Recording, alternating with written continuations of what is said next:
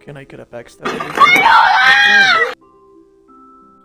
What is up, you damn gorgeous and beautiful gamers, and welcome back to Role-Playing Games. This is Mariel corner in the internet where we like to discuss about RPGs. So, Kingdoms of Amalur Fatesworn. Today we're going to be discussing about some more builds and this specific beautiful piece of gear that I will show you guys in just a second.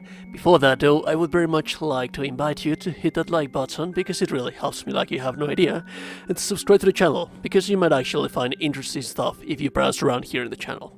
That being said, first I am going to tell you how to get the piece of gear, the Executioner's armor set. Also I am going to be discussing how to make a build for this thing. It's actually a build. There's like nothing that much new about it. It's something that has already been done in the vanilla game, but it's a fun build. It's a fun piece of gear, piece of armor set. So that being said, to get the gear for this armor set, you need to go outside from Crownhold.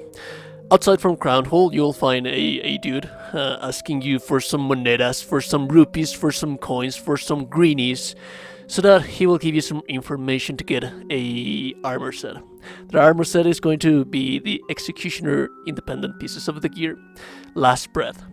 Once you have accepted the quest, it will start a chain, which essentially by the end of it, you will have the complete armor set in your hands. And that is how you get the full Executioner set. So now that I have shown you guys how to get the armor, let's go through the stats of the armor. What kind of destinies, abilities, so on and so forth you need for this thing. For the boots, poison damage, +2 on stealth, hugely amazing. Let's move on to the legs. On the legs we have more poison damage, mana regen per sec. We actually do need that. Talk about that later. Hands. On the hands we have the last breath gloves as well, poison damage, critical hit damage, quite amazing as well. And then we move on to the chest. More, +2 to finesse abilities and chaos damage, critical hit damage, amazing as well. And then finally on the head we have more poison duration, health regeneration per second, and you will notice that we actually are focusing on poison with this build. So this is a weapon that I crafted.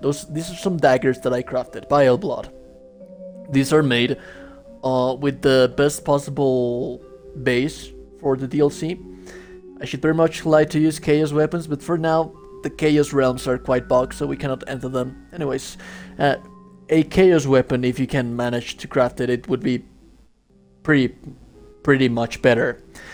But you will notice that I have bleeding damage over 5 seconds, that's a flawless increment. Poison damage over 7 seconds, that's the highest gem possible that I can slot in this weapon that I made on the crafter. Now, destinies.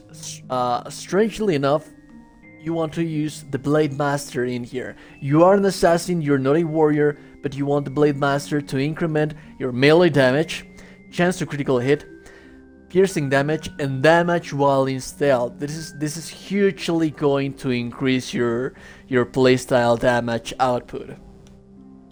Abilities. We want Finesse and 85. Ideally, because we want to have Gambit. For the traps, we want to use 10% chance to stun a poisoned enemy for 5 seconds, and each hit has against a bleeding chance to deal more damage. This is hugely important because you will notice that in Might we have Concussive Force, 70% damage versus stunned enemies, and if we're stunning our enemies with this passive skill, we also have a chance to trigger a poison cloud on dead enemies.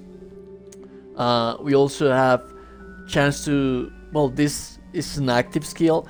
We have chance to deal poison damage, pair that on top with our weapon, and yeah, I believe that's the major things. We also have a bunch of stuff like health, elemental resistance, and a bunch of stuff, but ideally what you want to be focusing on is getting Bulwark. Chance to stun an enemy every time No, I'm sorry. Concussive force. 70% damage versus stunned enemies. You're going to be stunning your enemies with your poison. Like here, paralytic poisons. You have 10% chance to stun a poison enemy. You're going to be using poison with your envenom edge. Your weapon is also going to have poison. And since we are a stealthy character, we are going to be using Assassin Art, which increases the critical damage when attacking enemies from stealth. Also, hugely important, smoke bomb. We're actually going to be using those in combat, but here you will notice that I am always going to one-shot at least one enemy on this thing.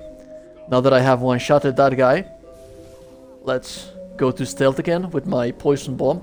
Those are stunned enemies, and since they are stunned enemies, I have a chance to keep on stealth and keep killing them. And then you can just kill one. Yet. Oh, he noticed it. He noticed me. But once you enter into combat, you will throw your bombs, and that's it. Those bombs, do bear in mind. Do you see how damn overpowered this thing is? Those bombs have plus 200% damage for the traps. I believe that this is the most overpowered build that I have ever made on Kingdoms of Amalur.